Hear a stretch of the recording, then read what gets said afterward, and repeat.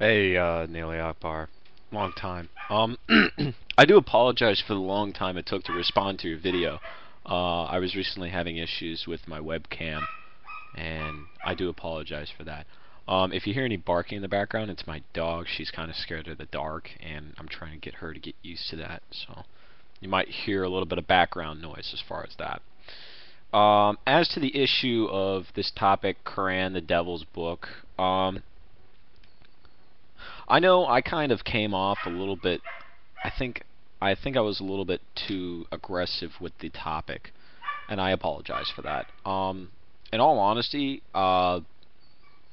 this is not me like sucking up, but I do respect your view, and I do respect you as a person.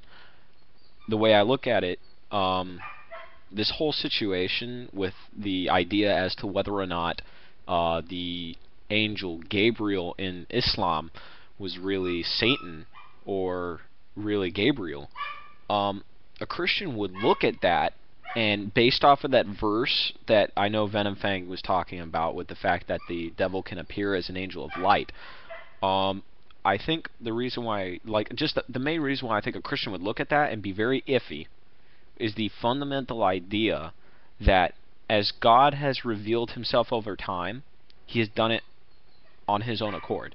There has never been a point in time in the Bible where you see uh, any angel giving a message to a human rather than God actually talking directly to a person. Because I know in the Old Testament it says that God spoke to Abraham directly. There was never any kind of angelic intervention as far as I remember in the Old Testament. Um, as to the only thing, and this is something I kind of find interesting too, a lot of people try to point out that that's actually a contradiction in the Bible because the angel Gabriel was at Jesus' tomb when he was crucified. And when the rock there that was blocking the tomb to Jesus Christ was rolled away, in all honesty, I look at that and it's kind of funny when people try to point that out, because if you go to that story, there is a point in time where Jesus actually is walking on the earth alive with the wounds in his hands, on his feet, the spear in his side, the crown of thorns on his head. He's walking around with these wounds, and people saw him. Now, for somebody to go and say that, oh, Gabriel was there, that means that he lied to you about the fact that Jesus is God. That's not the point. The fact is, well, okay, not the point. I don't mean to say it like that. That makes me sound like I'm trying to get away from that. What I'm saying is that I think Gabriel was there to proclaim the fact that the Messiah was still alive. And that's where you see Mary Magdalene and sees Jesus with his pierced hands and his pierced feet. Thomas actually denies the fact that he's alive, and then Thomas had wanted to see. Thomas even said he wanted to put his finger into his pierced hands and his finger into his pierced feet, and he only had to see Jesus for his faith. He only had to see him, and as soon as he saw him, he's like, "My Lord and my God." And when somebody points that out to me and says my Bible actually contradicted that point, when you have Gabriel there and then Jesus walking around at the same time, that's a little off to me. So I don't really think that that's a very legitimate argument. As far as Islam, Christians get iffy because a lot of the time in Islam there is angelic intervention. Now, as far as that Corinthians verse, you can have an angel come to you, no doubt. You can have an angel come to you. As to whether or not that is an angel or Satan, that's almost like 50-50. It could be an angel, it could be Satan. But when you see, when God is like talking to you directly, you don't see any kind of angel around, you just hear a voice. That's generally what people consider to be a characteristic of God speaking to you. And usually most of the time that's through prayer, meditation. There are several different ways that people see it. I kind of, this is something that I kind of like, in all honesty too, I have read the Quran, but I am not up to date on it either. A lot of the stuff that I say is very generalized. There are a few things that I remember very vividly, but as far as like the whole idea, I got the main points. But as to specific things, sometimes they'll be brought light to me, and that's where I fall behind, you know. As far as this whole issue goes, as far as faith, I would say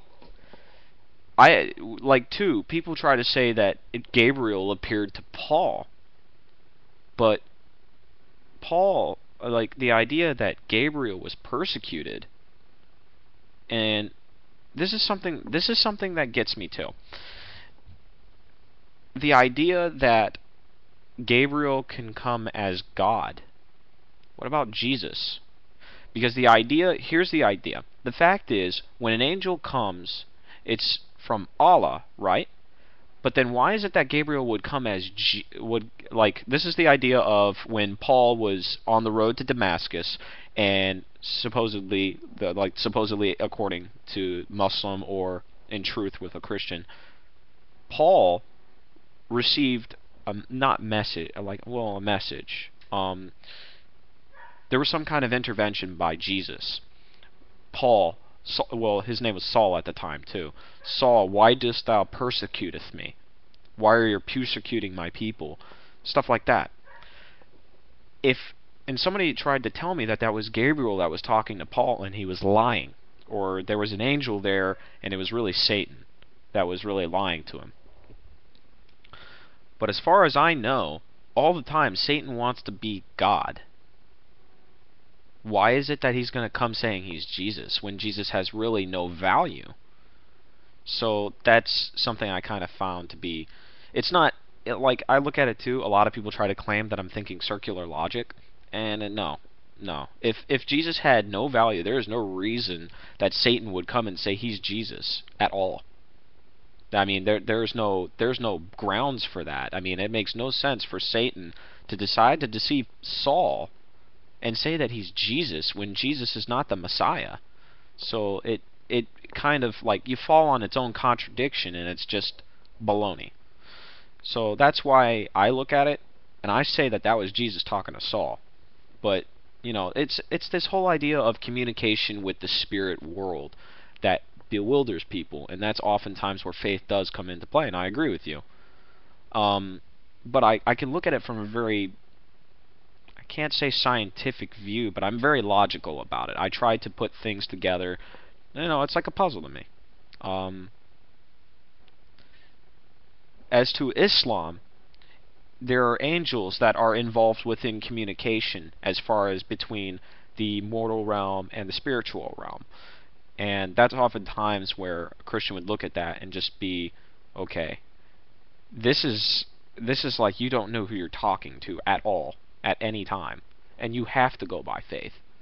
But you know, I would say, as far as that goes too, like, I'm not sure, like, angels also, I feel, play a lot more of a greater role in Islam than they do in Christianity. Because Christianity, they barely really talk about angels. And, you know, they barely really talk about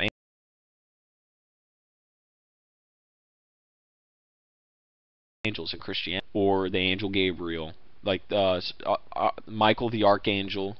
You know, my grandmother talks about him all the time, and I had not known much anything about it. But as far as angels go, I feel like they play a major role in Islam, and not really in Christianity as far as salvation for a human being. And that's where the thing is. I'll leave it to that. As far as the video, I guess, you know, I don't want, I seek to open dialogue. It seemed like a lot of people, they're trying to disprove each other and they are attacking each other, but there's no talking.